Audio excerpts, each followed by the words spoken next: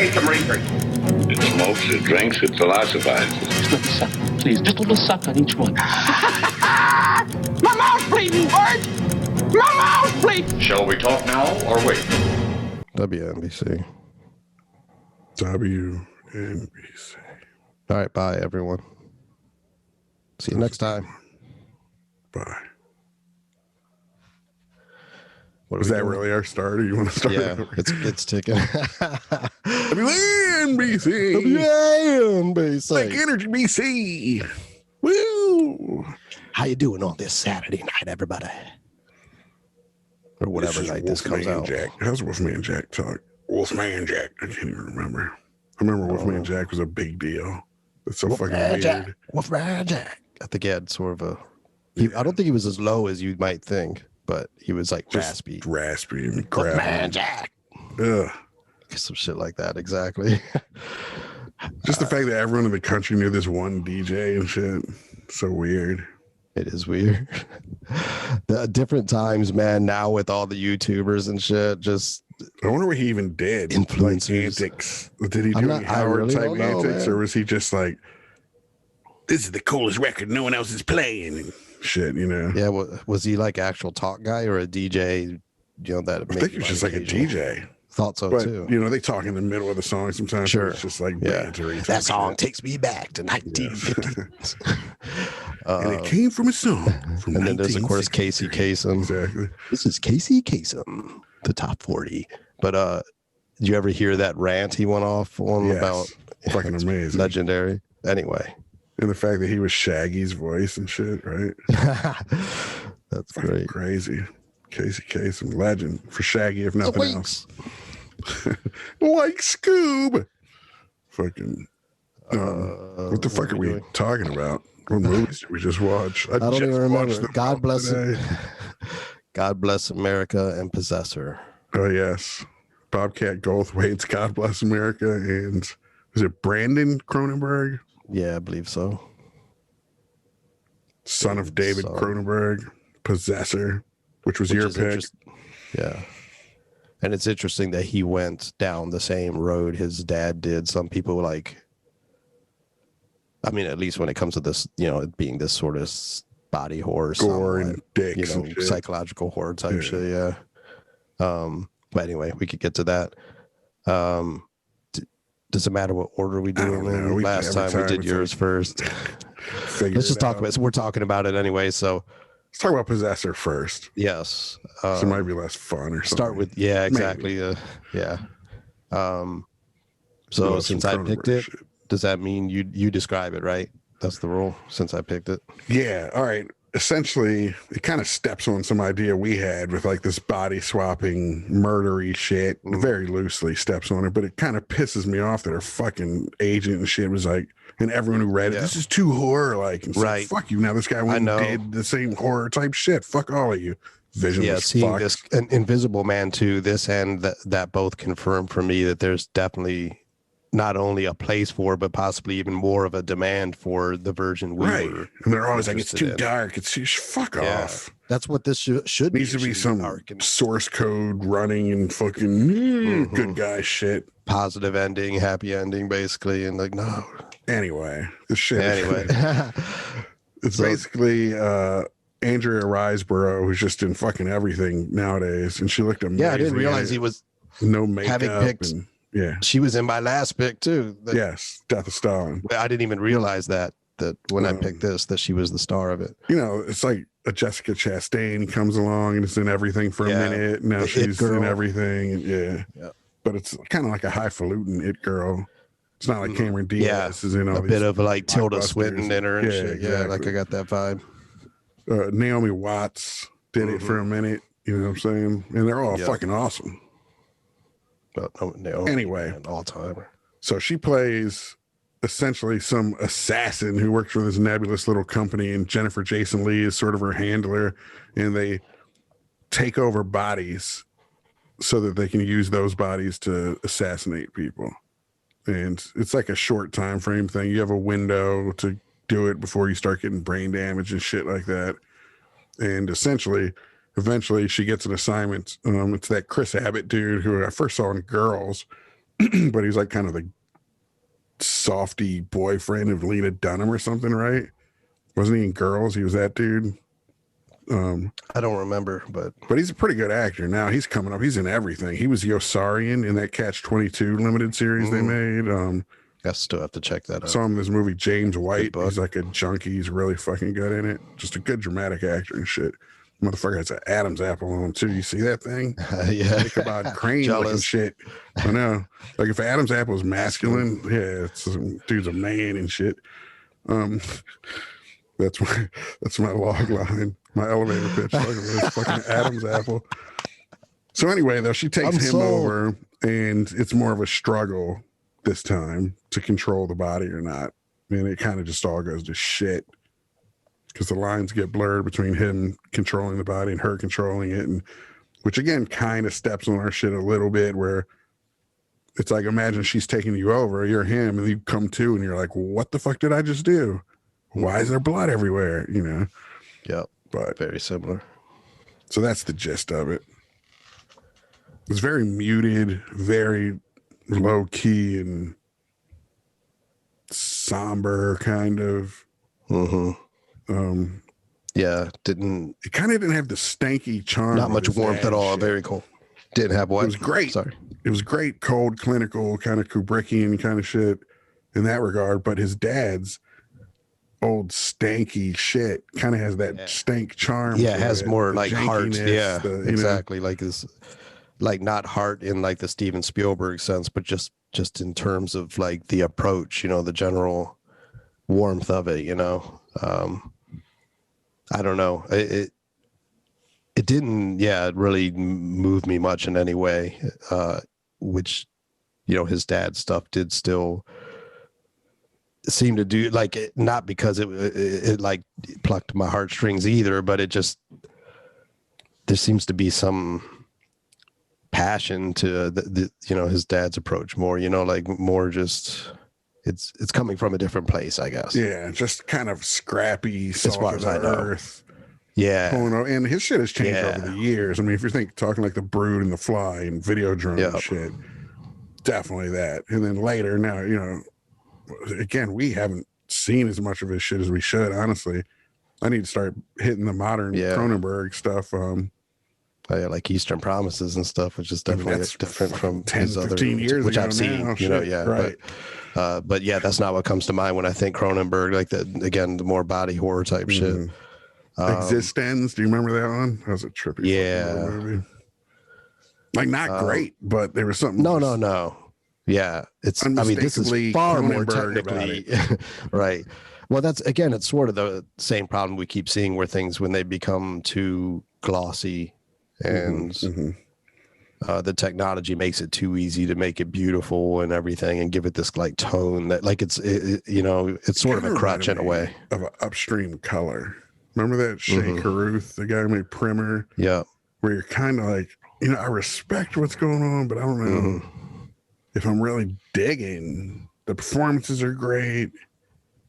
It's, you know, we talk about, do you want to talk about why you picked it? Sort of Nolan-like. Yep, Nolan's kind of the same for me. I come away just like appreciating the technical and even the decisions made, but there's something about the storytelling itself that doesn't feel super engaging. Right. I don't know. It's weird. When I Denis picked Villeneuve or whatever, Dune feels. Yeah, I was thinking way. him All too. this shit kind of. It's just like it's cold, Prisoners. and sturdy, but Prisoners had a little more heart Enemy. to it. Yeah, Enemy is more what I'm talking about. Yeah, where you walk away a little like disaffected or something. Yeah, even which is cool too. I mean, you know, that's a something. You know, people say that about Kubrick. I mean, Kubrick was telling different. He was doing some different shit. Yeah, it was a bit more gonzo, I guess. You know what I mean? A lot more, actually, Kubrick. Well, it's just that Jack Nicholson and shit. Part of it, for sure. Even what the fuck's his name? Ryan O'Neal and Barry Lyndon. He could carry that shit, and he had the it factor. This kind of just raconteur shit vibe to it. You know what I mean? Kirk Douglas and Paths of Glory. He always had that character in the Kubrick shit. Really Slim Pickens even, or fucking, you know, There's always just somebody with some presence. Yeah. Yeah, exactly. And in this, it's all so muted and understated and realistic that it doesn't feel. You're talking about movie moments. It doesn't have those movie moments where, like, I don't know, like when you see the Possessor trailer, it looks badass. Yeah. And it is. I'm not trying to shit on it. It's right. just, I know. Yeah. It's weird in this territory, you know, where you actually kind of dig it, but you just feel like you walked away not quite. It didn't like overwhelm you or anything, you know. When I picked it, it was solely based on the trailer and the fact that it was, you know, the Cronenberg dynasty or whatever, to see what he'd do and everything, which sucks to him to be judged in that respect. Absolutely. You know, so I feel bad doing that too, but it is an interesting story, you know, like I feel like obviously when he chooses his subject matter and his every other decision he makes, I'm sure is somewhat colored by that, even by the very fact that he's his father and most people's fathers influenced them, period. Yeah, he might have grown up seeing the dailies and shit of all these movies. And yeah, he was exposed to that world, you know, so, you know, and definitely there was a lot of stuff in it that I think can be credited to that, and that actually made him better. Like a lot of when it came to the violent stuff and everything, the gore and not that it was gory, but, you know, the violence, I'll say. Like I felt like it was more expertly handled than it might have been had it not possibly. Oh yeah, and just the fact that it exposure to that kind of stuff, you know. So many movies are trying to be tasteful. That's what we were talking about in that interview about Jack. Like all these tasteful treatments of hatred, but when hatred is distasteful, let's just show it distastefully or whatever. It's like violence is distasteful. In his movie, it was gross and bloody, and now there was some hackery, and I don't mean on his part. I mean literal hackery, where she would go. It felt like Andrea Riseborough's character was getting addicted to this license to kill and pushing it further and further. And instead of just shooting a dude, she would stab him 70 fucking times. It's psychotic shit. It was Jennifer Jason Leigh's character questioned that for a second.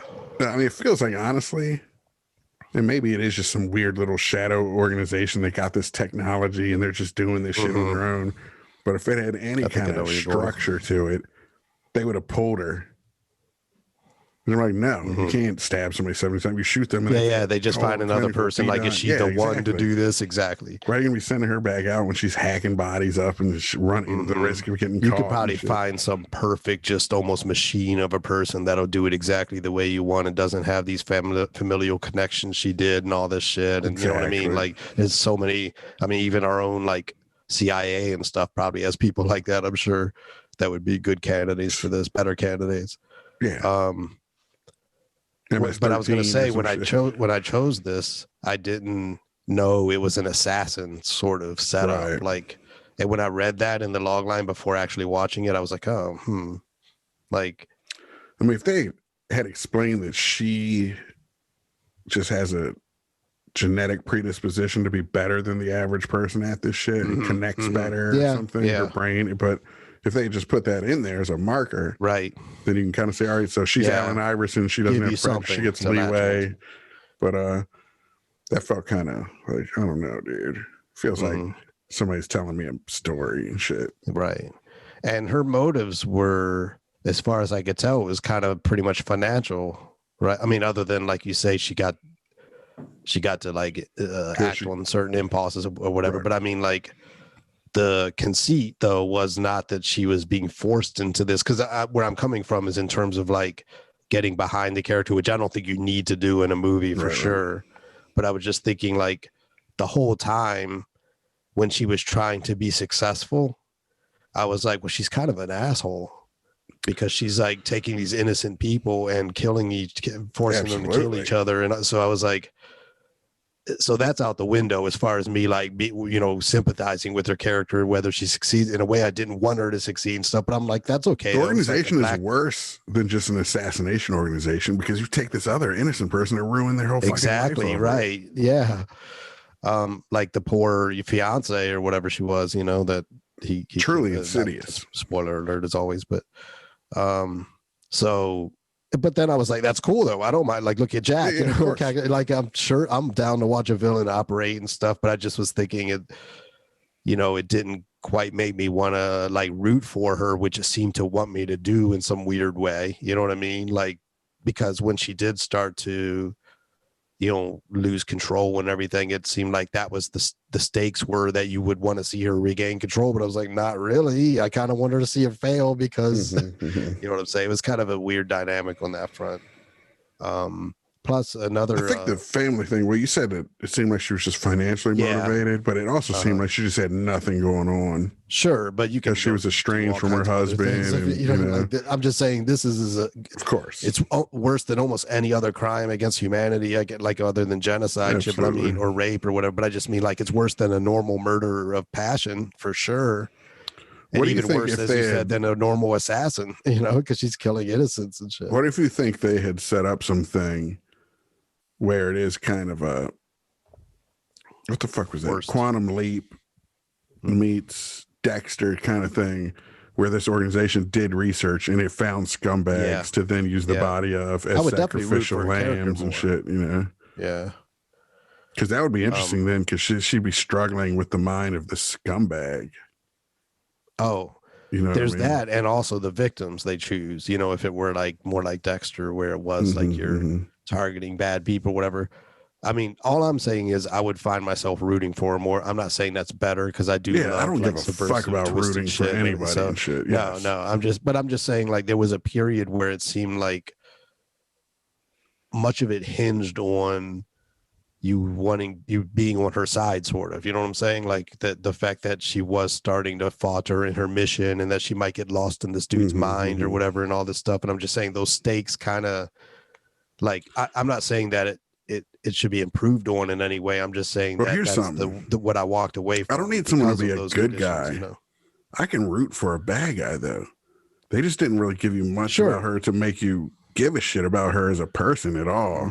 So you didn't care if she failed or not, really, you know what I mean? Right, exactly. Yeah, it was kind of hollow, I guess, in that respect. Yeah, if the walls are closing in on a scumbag, I could still empathize for them and be on their side and worry about them if there's something that they give me. Yeah, and I was going to say that something could have been more like if she was supposedly this like assassin who's done this many times, we got kind of starved or denied a lot of that, what could have been pretty entertaining. You had the opening scene where she went into the body of the hostess and killed the, you know, whatever, the rich guy at the party or whatever, you know, like I forget, it was some CEO type guy. You saw that in like basically the opening sequence, and then you realize she's this assassin who goes into people's minds and possesses them. And like you said, it could go off the rails if she stays too long or the system deteriorates in any way. But then it was basically the next mission where that exactly happened, where like it suddenly, oh, shit's not working the way it should and everything. And I felt like they could have had a string of like 4 or 5 like interesting, creative, like vignettes of her jumping into different people doing these, you know, one way they could have done it too, because ways and stuff, you know, each time she comes back, drawn out. They give her a mind check, and it's essentially a memory check where she goes through these objects in a box and she's like, this is my grandfather's pipe and shit. So the conceit being that as her mind deteriorates doing this shit, she won't know that it's her dad's or granddad's fucking pipe, etc. And she does at the end start to falter on some items and shit. But you could easily do a montage where you just even you show 5 fucking murders. Exactly. And then you show her faltering though with the box. Shit. Right. Now it occurred to me, you could do that in a minute. When I had that thought before, even, you know, just as I was watching it, that I felt, I guess, not quite robbed, but, you know, like it was a missed opportunity to show a few more, again, just creative, like exploiting this premise, you know. And I did think, you know, a montage would be one way to go, but I wondered if that's even the way I'd want to see it. Like I might want to see maybe just like 1 or 2 more, even like more brief ones, but it's just like, okay, now that you know what's happening, right. But I just think the reason you could even maybe milk it a little more is because it could be entirely different scenarios and things, you know, like you could push the limit a bit with like what person she's inhabiting and what her target is and stuff. You could play with that a couple more times and then do this like more, just start to speed up in terms of and then you come to this one where it all, you know, the shit it goes off the rails. I guess I'll say it wasn't quite shit hits the fan, although it was sort of. But you know, it wasn't as it wasn't like it completely like she lost control. It was just like kind of struggle, you know, for that last bit. But anyway, that I just felt like it went right into that, like, you know, scenario where it could have. I feel like because the movie was lacking something in other ways, that feels more like a problem. But maybe we wouldn't even be looking at stuff like that as much if it was, or I wouldn't. But I agree with you. But I'm just saying, I feel like here's what it is. All the ones we just rattled off, this, what else? Upstream Color, all that kind of shit. No sense of humor. Not a single wink, not a joke, not a fucking there wasn't a single character in it that had a sense of humor. Yes. That's what's crazy. It's just a humorless world. All of them were just boring and uptight motherfuckers. Everybody. And sometimes I got to spend an hour and a half with boring, uptight motherfuckers. Another film that's sort of, in a weird way, this reminds me of is Her with Joaquin Phoenix. Yeah, but that, you know, was kind of in the near future, a little Black Mirror, like, because Black Mirror itself, this reminded me of a Black Mirror episode in a way. Yeah, very much. It gets really dark at times, but it also has these whimsical kind of humorous ones and stuff too. That's huge, dude. The Shining, Jack alone, and all it needs is a dose. Just if she made one wry joke, right? You know what I mean? Like if they asked her why did she stab him up so much, and she had one kind of wry, fucked up answer for it, you'd be way more on board.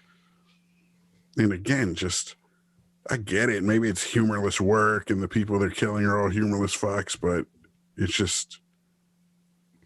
I don't need every movie to be funny whatsoever, but just a little injection of something like that. That's all. And Cronenberg's the senior, his shit has that.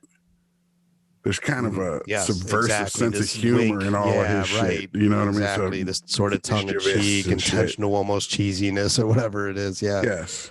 And some of it's kind of like funny because these movies being paired together, you know, your pick, God Bless America. We could even use this opportunity to segue into that. It almost suffers from the opposite problem to me, that it takes something that could have been way more like grounded and like effective and real feeling and like, you know, immediate and made it too light and kind of cheesy and whimsical in a way. Here's your Lars von Trier obstructions. Brandon Cronenberg has to remake God Bless America, and Bobcat Goldthwait has to make Possessor. Gentlemen, those are your next films. I know you're listening. I want to see Bobcat Goldthwait's Possessor more. Me too. It'd be insane. Do you know Robin Williams? I was reading up on him because we got that Dead Poets thing coming up with an old buddy of ours. And I was trying to find out what was Robin Williams' favorite movie. And I couldn't find it because everything that came back was just his favorite movie to work on. But he said his favorite director out of all the directors that motherfucker worked with was Bobcat Goldthwait. Whoa. World's Greatest Dad. We saw. I remember seeing that. Yeah. I don't remember how it ended and stuff. Yeah, me neither. I gotta watch it. Common problem for me, but it definitely is. That's a hell of a premise. That was his favorite director. I mean, that's some shit to hang your hat on. Yes, it is director. To work with, though, right? Yeah. Or in general. To work with. Okay. Which is great. Yeah, and I can totally see that. That doesn't surprise me, honestly, at all. His favorite filmmaking experience, I think. Yeah. Makes total sense, man. Because you can even tell the way this was shot, that Goldthwait he's not being a Kubrick, you know, where he's like 60 takes and shit. Yeah, he's just like having fun himself, you know. This is like he's probably fucking like giddy as hell that he's even able to be making movies and things, you know. Well, and he's making such subversive shit. Yes, that was probably so much a playground and a sandbox for Robin Williams to push it with subversive improvs and jokes and ideas. Think of these corporate movies, how much fear there is. Like, I feel like there's no fear in a Bobcat Goldthwait set. You know what I mean? So maybe he has some anxiety and he's self-conscious, but as far as what you're trying to make, it's pretty. The pressure's not as definitely can't be as intense for sure. Because they're not trying to be perfect, and it's not trying to be something for mass consumption. That's what it is. Everyone's trying to walk that mass consumption tightrope that, you know, that old adage, if you try and please everyone, you please no one. Bobcat Goldthwait knows he's making a movie that's not for everybody. Same as we did with Jack. Almost and shit. intentionally, right? Yeah, there's something liberating. Like that's part of its design, right? Cronenberg's probably the same way to a degree. Yeah. I mean, make shit for your audience. Fuck everyone out there. You want everyone to like your shit? If everyone likes your shit, it sucks. Horror in particular seems to scratch that itch too of when you were a kid chasing, you know, like or Eddie Murphy, a fucking doo-doo on the stick, you know, chasing a girl around with it or whatever. Like just like making people squirm and shit, and just like there's a thrill to that. Like I remember, I think it was Wes Craven being interviewed, and he talked about when he was a kid at the dinner table, his dad was describing Alfred Hitchcock to his mom. And the dad, I think I might be mischaracterizing some of it or whatever, as far as who was saying what, but the dad's said, yeah, he's this like, or no, the mom was actually going, he's just this disgusting little man who just like makes these terrifying movies. And Wes Craven was like, that sounds awesome. You know, like, sign me up. Exactly. Give me that deviant shit. So, remember, it's just like that movie Summer School. Interesting. The chainsaw on his buddy. Yes. Those are the dudes, man. I mean, like I just listened again to our Same Time Next Year review with Gene, and I love the fuck out of that stuff too. So I'm partly talking out of my own ass. Like it's all great, you know, but I'm just saying that's what I appreciate about that kind of stuff. And I will say, I think it's more thrilling to create that kind of stuff, you know, than like, you know, things that terrify and like, you know, give you goosebumps and stuff than it is to do something that's wholesome, you know. Yeah, there's a vast difference between what I want to consume and create. Yes, exactly. I love just little human dramas and shit. You'll see my pick this week is something I would never fucking make. Ever. I don't know the last time I thought of a movie that we've picked in any of these incarnations of these shows that I would have made. None, really. There Will Be Blood. I'm not making that shit. Right. It's fucking amazing. It's the best movie ever, possibly. Yeah. Dead Poet Society. I'm not making that shit. Yeah. But it's the best. All of my favorite movies I would never want to make. And that's an interesting thing as a creator to like be more like, I'm real interested in documentaries and real history, etc., you know. But I love creating like fantastical things and, you know, again, horror and stuff. Like, again, we don't believe in ghosts, but I like that kind of material, you know, not necessarily ghost stories, but, you know, just things that are meant to like be chilling and disturbing. Yeah, it's like the response you want to elicit in somebody. It's like, and just like what you enjoy creating, what excites you creatively, you know. Well, like if you're going to tell a story at a campfire, you're going to tell some meet cute rom-com and shit? Right, Fuck exactly. No. I'm going to tell some shit that gets people scared to go back to sleep. I couldn't imagine. Could you imagine like remember those Matthew McConaughey rom-coms, like How to Lose a Guy in 10 Days and Failure to Launch and shit? Like telling one of those around a campfire? Fuck. Get out of here. I just remembered something when I was in, I must have been like grade school to mid school, somewhere in that range, where we went to like a weekend camp sort of thing, like a field trip thing. Both of us did? We did. No, I think it was just for my school. And there was a campfire story thing that we told where I played the role of a ghost with a sheet over me. And these people, it was like pre-planned where some of the students would come up and look under the sheet and get like terrified and faint. And then you had your dick out under the sheet. And then they had, I think it was like the phys ed teacher, this burly kind of dude, come because they pretended it was random, the people they were picking, and then they picked him and had him come. And I lifted my robe, or, you know, the sheet up, and I fainted from seeing him. Really? Like, it was supposed to be like, it was like, you know, I was so hideous that people like got terrified and fainted. And then like he lifts the sheet up and I'm so terrified I faint, the ghost. Did you actually faint? And I did, yeah. I had to fall backwards. I remember too that it like taking longer than I expected to fall. It was like a slope, and I'm just like, so I had to like pretend I fainted. Yeah. Oh, you pretended though. So yeah, of course. It was a practical joke. Have you ever fainted in your life? No, I don't think. Me neither. When people faint, I'm like, are you a bitch or what? How do you? I remember in boot camp, they always told us, don't lock your knees standing at attention. I was like, what the fuck? Don't lock your knees. Why? Yeah, I remember hearing. They're like, you can faint. Yeah. And I was like, no way. So I would always lock my knees on purpose. Oh, yeah, it didn't. And you're like, I'm not fainting. This is stupid. Yeah. But I remember one time we're all in formation. I think it was like mail call or something. We're like getting mail, like, look at Thornton. Nothing ever for me. I don't think I got a single letter, but all these other dudes are fucking moms and girlfriends and shit right now. Man, I feel bad now. Fuck that. I didn't want any fucking mail in there. I just do my time. Anyway. And this dude this redheaded guy, he just fucking oh shit. Chin right on the ground. Damn. Fucking out cold, concussed. And later when he came back from med hole or whatever, they said he just fucking had locked his knees but I kept trying. Even after that, I was like, this shit doesn't, maybe I just genetically ain't one of them knee lock pass out people. Never fainted, never been knocked unconscious. I mean, certainly people have like imbalances, like iron or whatever it may be in your blood that, affects that and shit. So I'm sure it's legitimate with some people, but yeah, I don't. Have you seen old movies where like somebody sees something shocking? They're like, like, right. That is a hilarious phenomenon to me, right? That you're so I believe I've seen it happen in reality, like not personally, but just that it has been.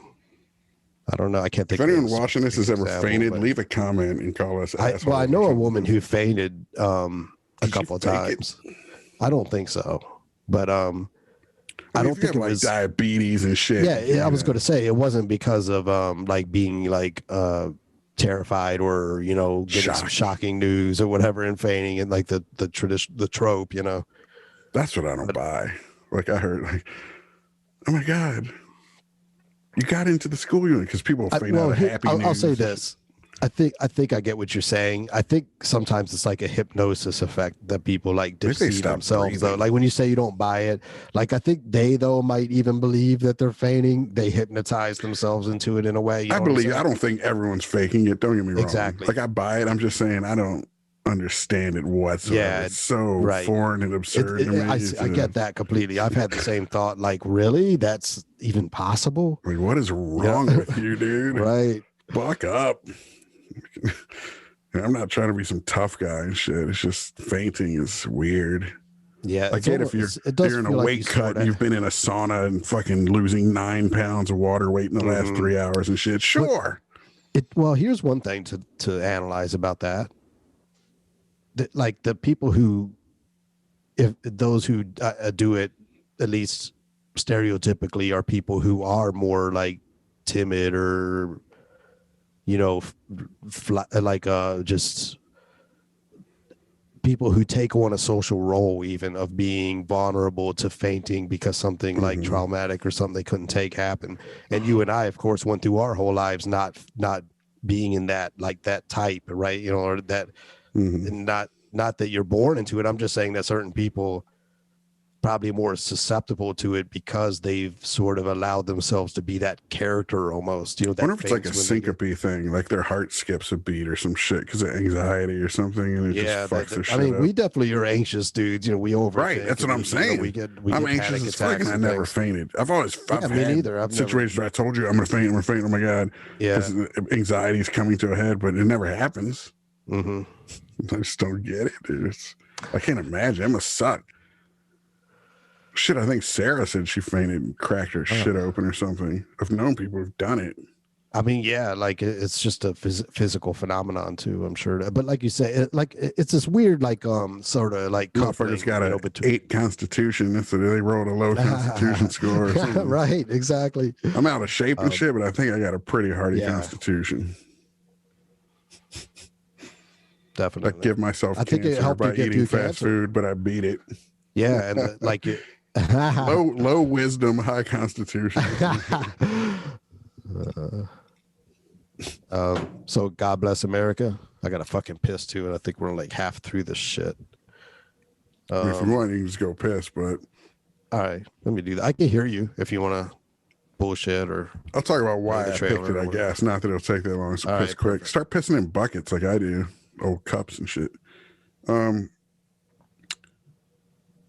I mean, I guess I'll just go ahead and fucking summarize it too. God Bless America is about this dude who basically snaps. It's like a falling down, but there's a huge distinction to be made. For those of you who don't know, Falling Down is about Michael Douglas playing this guy who kind of snaps. And it's almost if you were to look at it with a 2021 lens, angry white guy movie. Like, he doesn't like the gangs and shit. And he's not racist at all. And they even have a Nazi character in there that he doesn't fucking roll with whatsoever. But the point is, he's like a Republican type, like a uptight conservative type who snaps. This is the opposite. This is like a liberal guy who snaps at all this just meanness in the world and shit.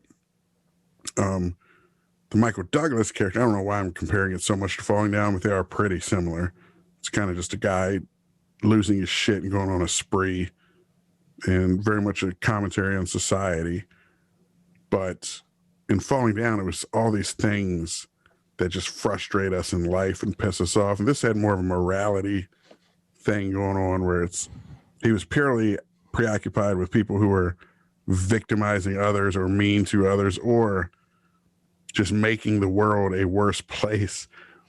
Maybe they are more similar than you think. Bobcat Goldthwait was trying to distance himself from it, saying that there is a distinction to be made between their characters, but Between the Falling Down character and... yeah. Oh, really? He actually spoke on that? In a bonus feature I was watching. That's why I like That's funny because, yeah, I actually, that's my first note about God Bless America, is how I said Falling Down meets Idiocracy meets Postal. Yes. Idiocracy on the front end, though. Like, Idiocracy was about skipping time into the future where all the dumb people overbred the smart people, and it's just fucking dystopic and shit. It's like this guy, it's like that old, would you go back in time and kill Hitler if you could? It's as if you were put in that position and he's on the very beginnings of Idiocracy and got the opportunity to try and stop it, Right. Like, that's what this feels like. And like Idiocracy, eventually the reality TV becomes like a farting ass or some shit, or just getting kicked in the nuts. Balls, Daz Shepard, watching people getting their, but in this movie kicked. too, the TV shows that he was flipping through nailed it. I mean, it is trash.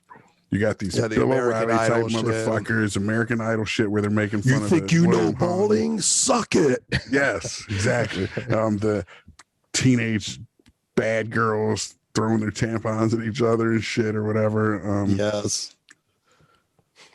All that kind of shit. The reality TV. No, that was half the movie to me. Was like, I mean, maybe not literally time wise, but in terms of the experience of it, was him just flipping channels and just watching. Yes.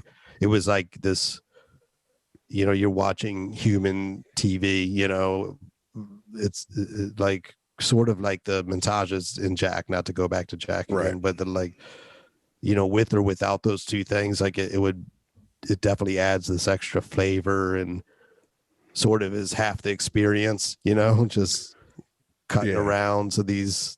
Yes, exactly. Yeah. And it just keeps references bringing home the point. This is the world we live in, and it is gross as fuck, and we should reject it. He's just a psycho who also erroneously thinks he has a fucking brain tumor in it.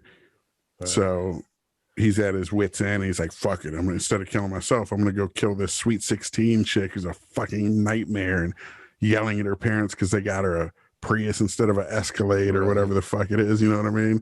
Just the spoiled, rotten fucking reality TV darling. He's just like, I'm going to go kill this bitch instead and then kill myself. But along the way, he meets this twisted teen Roxy who kind of becomes...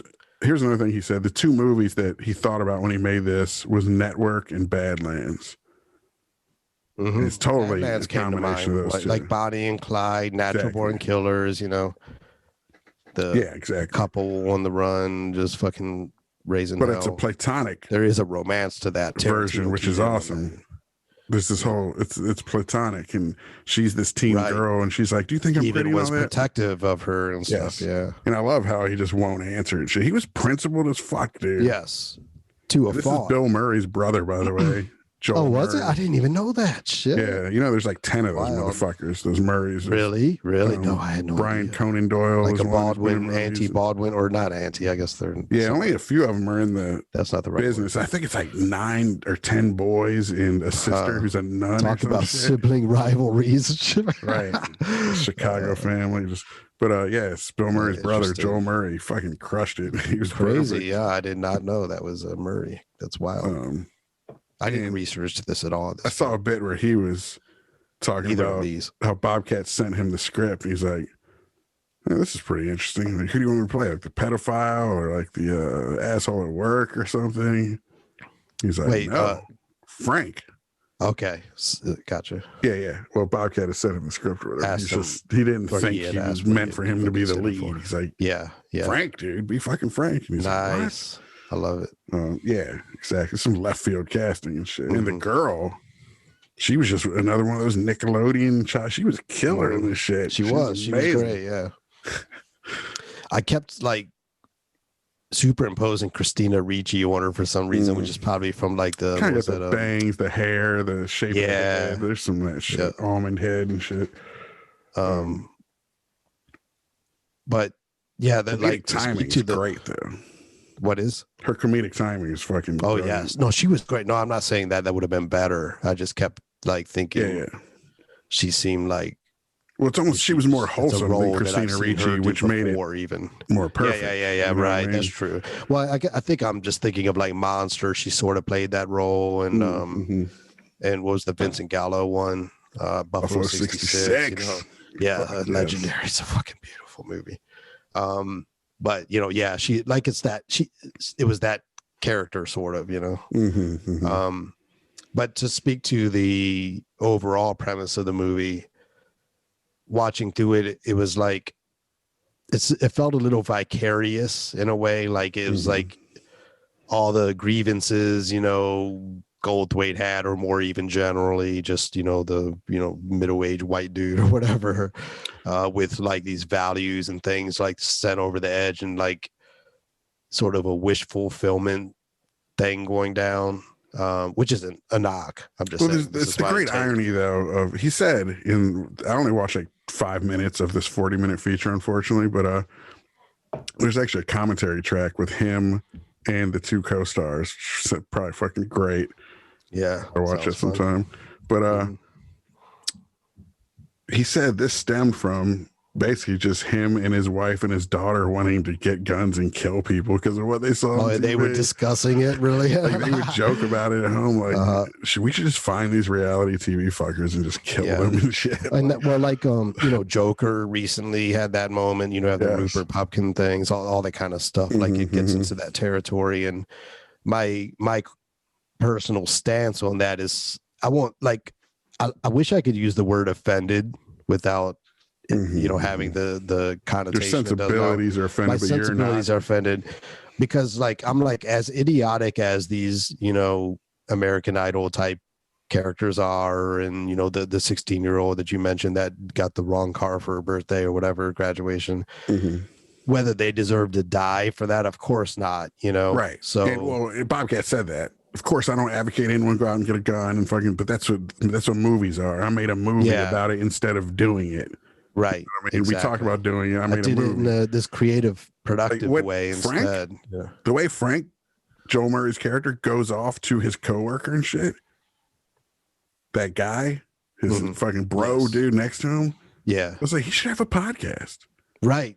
That's the put your gun down, have a podcast, and wreck shop. I'd listen to that shit all day. Yeah, compelling as fuck. Yeah, because he's right about almost everything, and I mean, his whole point. It's so noble. That's the thing. That's the psycho about it. The fact that you think people should die for being shitty. It's like, no. Of course, condemn their shittiness, but it's like, how shitty are you killing people, dude? Come on. Right, exactly. Like, it's way shittier than anything this chick's complaining about her fucking not getting Escalade or whatever. What happens when you turn that high-powered perception on yourself? What was that from? Mr. Lecter. Fucking Silence of the Lambs. Again, probably not verbatim. What do you see when you turn that high-powered perception?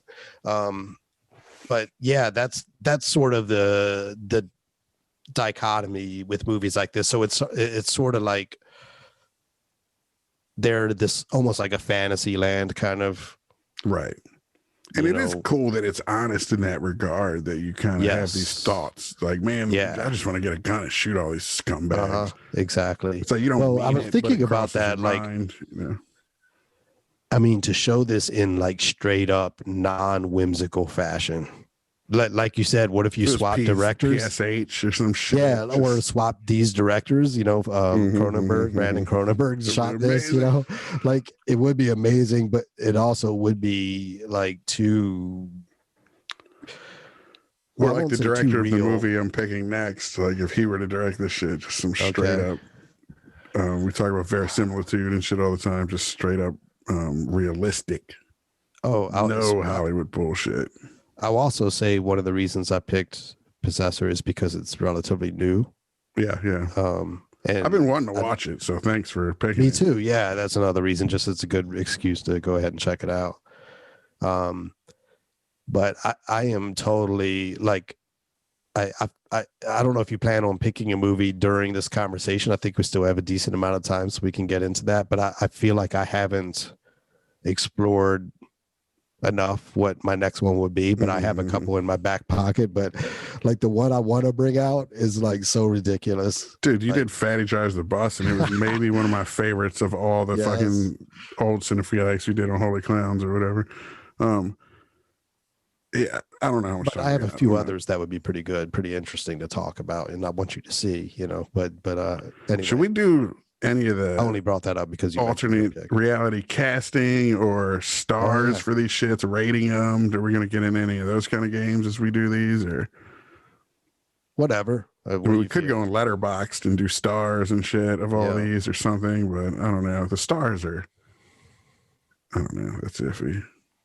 Yeah, especially the more you do, it's just because I don't really even like that way of looking at things. Well, even with the Jack reviews, like you read a whole review of like Cactus Jack and be like, okay, I get the impression this person, it wasn't for them, but a lot of the things they are saying that they would consider are negatives would be positives for me if I were seeking out a movie to watch. Yeah, and like it's disturbing to watch, etc. Like a challenge and everything. I mean, it's like music. I mean, there's people who like crazy, weird, avant-garde, like jazz or Mr. Bungle and shit like that. That is literally a challenge to listen to, but that's part of the appeal. And there's some people who would just rather sink into just a comfortable country pop type thing or whatever, and that's their bag. I think my thing is, the problem is the scoring, the ratings, all that. It's like, just speak on it and let people infer for themselves. If you make it sound like it's based on what you say about it, right? Like you just said, you're saying a review where it sounds like something I want to see, and then they're like 1 star, don't see it. Exactly. Like, right. Well, it's 1 star because that's what you're into, but for someone else, like myself, it might be a 4 or 5, Right, that whole star shit. I'm just saying, like, on this, I think let's not, because I'd rather just converse about them. Agreed. That's what it is. A movie's made to sometimes make you converse, not to rate it and shit. It's gross when you think about it. The whole system, Rotten Tomatoes, is gross. Yeah, it's either IMDb, rotten or fresh, or even the 2 thumbs up system is a little too like binary. It's like, but that's not really that's something they summarize with, but like they really talk about everything in detail. Yeah, and their thumbs up thing is saying it's a personal preference. Yes, which I guess the stars are too, but it feels more like an objectification of the film. Yeah, with these stars like and ratings in say the Olympics, when you might hold up, like the judges hold up rating cards or whatever, it's somewhat at least more objective. It's based on things, execution, technique, that are like technique is what a perfect technique is. How far from it is it? But this is so with the film, it's subjective, exactly. So yeah, I don't think we have to fuck with that. And neither of these movies really lend themselves to alternate casting or anything, as much as I love those games. Again, like a serious Bill Murray and Christina Ricci. Bill Murray, dude, was great. I mean, he is great. He's still alive, right? Well, I'm saying Joel Murray, dude, from this movie. Oh, I thought you said Bill. No, yeah, Bill's out there. When you said was in the past tense, I was like, no, I mean, he was great in this movie. Like, yeah. I was like, I don't know if I've ever noticed him. He's been in a ton of shit. Either. Don't know if I've ever noticed him. If he jumped out to me, but Now it makes me want to look. He has for a him. very everyman kind of, like, especially Some of the work he contemporary just did with his everyman. eyes and shit was good acting. Yeah. His delivery was pretty good. Mm-hmm. It's fucking Pretty rants. perfect for the role. And yeah, I mentioned it reminded me of Postal. Have you ever seen that or even I glimpsed still have it? not seen Postal, dude. I haven't need seen to. it its We entirety. gotta get Uwe Ball on here. What's his favorite movie? Yes, he was on Deep Fat Fried. They actually fucking tore him a new asshole reviewing him as a director, and that's he right. actually said he's a major YouTuber, and he offered to go on their show and listen to that. And it was by the end, of course, they're all best buddies and stuff, because that's what tends to happen, Right. But which is a good thing, It's He didn't just try like to box them like that critic. Critics suck though. Well- like that fucking Teddy Roosevelt quote I read about critics, or I posted on that little Cactus Jack group thing. It's perfect. that. What was? Sorry. That Teddy Roosevelt quote about critics, yes. essentially. Yeah, It's fucking- definitely. I mean, honestly, shut the fuck up. Go make something. Right. If you want to just talk about it and have a discussion, that's fine. If you but it's don't ever want to be critiquing- criticized, sure, don't bother to do anything daring then, or that was essentially. That was the point of the Bezos quote. one. Yeah. Oh, that was another one. What was the Roosevelt one then? It was long, but it was like kind of the Just- same thing, I guess. It's like you're not in the arena. You're not the ones who spill blood. Yeah. Basically, you have nothing on the line. You just watch some shit, Right. and somebody spent years making it, and fucking you watch it in an hour and a half, and then in 2 minutes, just tear it down and shit. Yeah. Fuck off. I was thinking that with these too. It's like in general, any person who ever goes out and makes a movie, that alone earns you, if not, Yeah. one, two, at least 1 star for sure. I mean, obviously that's kind of the minimum anyway. But yeah, it almost feels like I feel like if you when make I a rate movie, my you get 2 Uber stars, drivers- and it has to do something fucked up to lose that star to go to 1 star. like I mean- when I rate like Uber drivers and shit, I'll always do 5 unless like they really fucked up, and then I'll go 4. I just like, especially when it might affect your livelihood and shit. That's true too. Like with these creators as well, it's like, why fucking torpedo so much shit? It's just like fucking. And you just go into everything. You can look at these people who give a 1 or half star review, like on some of our shit, and then you go look through, and it's just like slews of it. Right. Like, oh, they give everything fucking They're 1 just star. trolling, Fuck yeah. off. Yeah, but again, those people, you're giving everything 1 star. What the fuck have you done? Right. What have you exactly. made? Garbage. Get out of here. Totally. Put your balls on the Fuck table. off. Ladder, all that shit's trash, really. And we review movies here. We don't review them. We discuss them. Exactly. Whole different thing. Yes. Yeah, I always run it. It seems like anytime you might even comment in general, but especially when it comes to these kinds of discussions, whenever you comment on something, it sounds like you're criticizing it. Mhm, Sometimes mhm. you have to like couch everything you say so it doesn't come across as like, just because I'm observing this, that I consider it a problem, Right, Like exactly. I find with both these films, I find that a lot, that I might say, I didn't find myself rooting for a character, but I'm not saying that's a bad thing either. It's not a criticism exactly. It's just an observation. It's just, Right. that's my experience of watching the film. That's all. And even this is super subjective and personal, but it kind of boils down to, did I feel like I want that hour and a half or 2 hours of my life back? I don't feel with either of these. I want my time Same. back.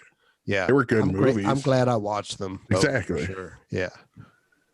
I mean, they're really good movies, kind of. They are. Yeah. They're well above average, both of them, for sure. Yeah.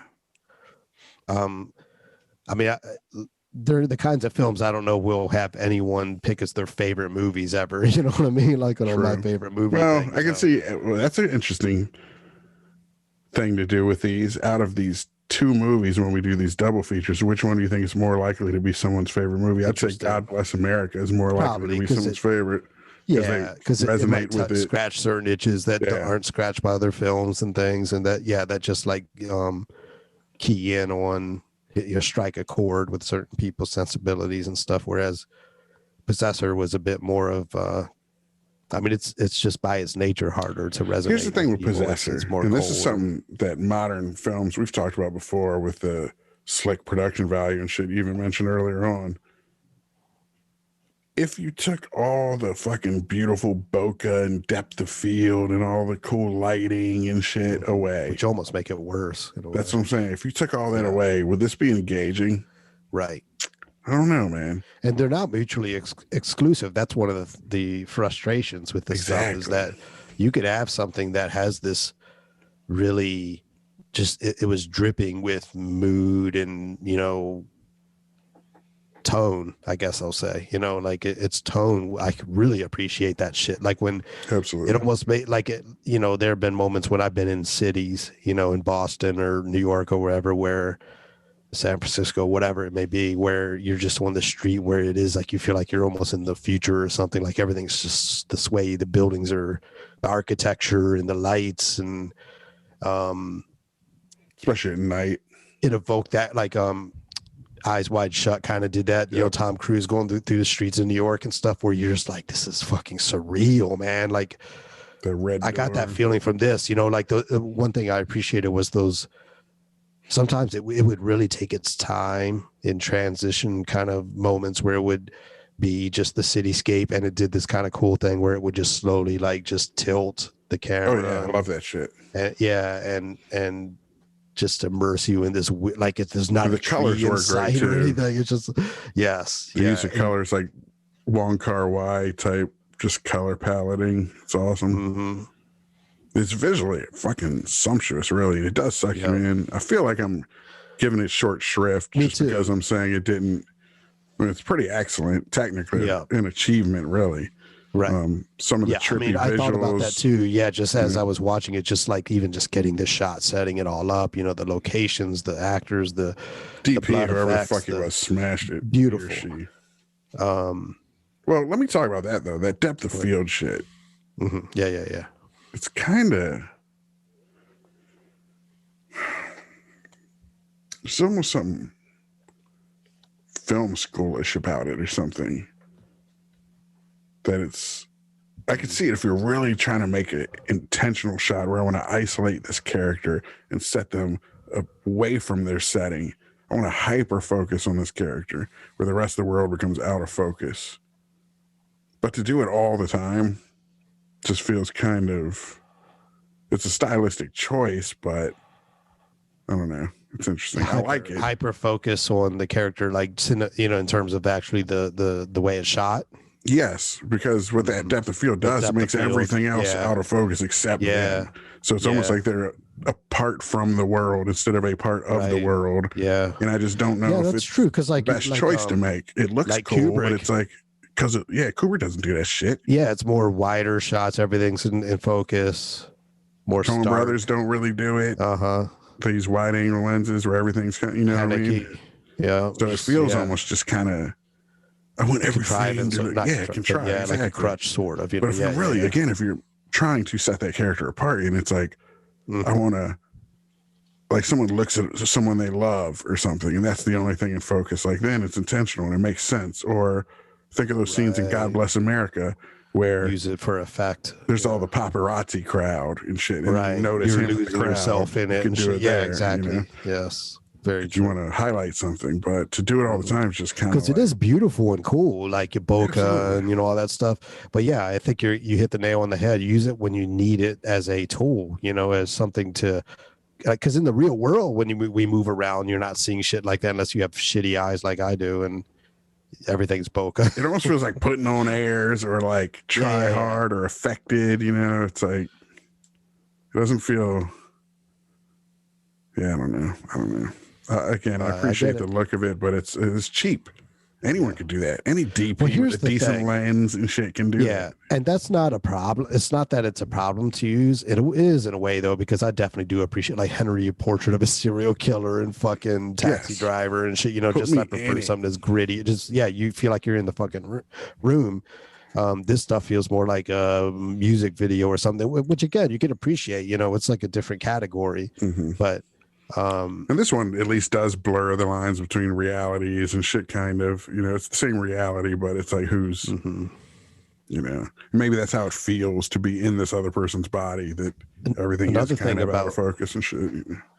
And another thing about Possessor, I'll say too, that I appreciated was the sort of like the Thing vibes, where you didn't know who was possibly compromised or not, like where suddenly be a character that you thought was sort of a side character was actually in on the whole thing and also being hijacked, or they're just a, you know, collaborator on some level, you know, and the sort of paranoia and just shifting POVs and things as a result of all that. That shit, like, I think that was kind of what probably, or one of the main things that turned Cronenberg and whoever else was involved onto this, that like with Kill Switch with Us and stuff, that you can play with these things where, like, you know, who's in control right now, who can you trust, the paranoia, all that stuff is cool.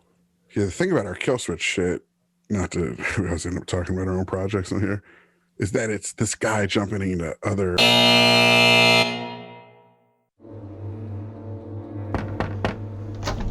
You're alone, right? Yeah. Is it cool if I start filming now? No, what do we get inside? Why are you here? I just thought it was really interesting, you know, that someone hasn't left their basement in 6 months, not even to use the bathroom. Is that true? Why would I want to go out there? I got everything I need right here. That's what's wrong with most people. They're weak-willed pussies and parasites who buy into that whole "it takes a village" bullshit. You know how many aliases I've used calling into radio shows? I've had it up to my goddamn gills with the systematic feminization of this country. I don't think I'm supporting what you want, Jen. Get your own damn show if you think you got that much to say. You live in your mom's basement. Fuck you! What's so special about my loser son? You really do hate your own mother. She's a woman. Why wouldn't I? You know, there's some disconnect there, and if I could find it, what is hate? Where does it come from? Where does it go? You want to know what gender you are? Reach down the front of your fucking pants and chew fucking kite. Black Lives Matter. Do you call horses slaves? Liberal fucktard. Enough with the parades and the rainbow flags. Dude, this guy's, it's like pure hate, man. Want to see something really fucking cool?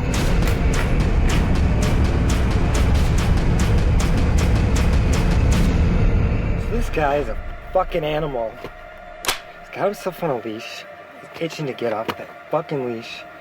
And he's gonna fucking kill some people. What a fucking show. Stop! What do we hear? Look at me! Look at me! We're gonna help you show them the light. We're gonna change the world.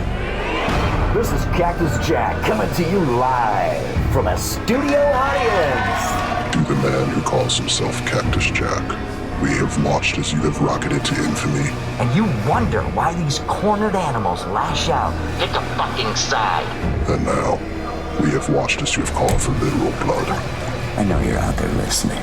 It's buzzing in your ears, burrowing into your brain. Do it. Jack, you're gonna love this. I pulled that trigger on that motherfucker's head.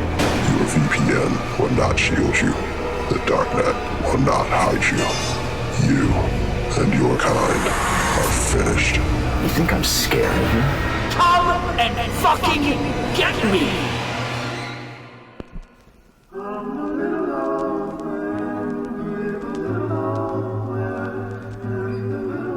Might I be your neighbor? Neighbor?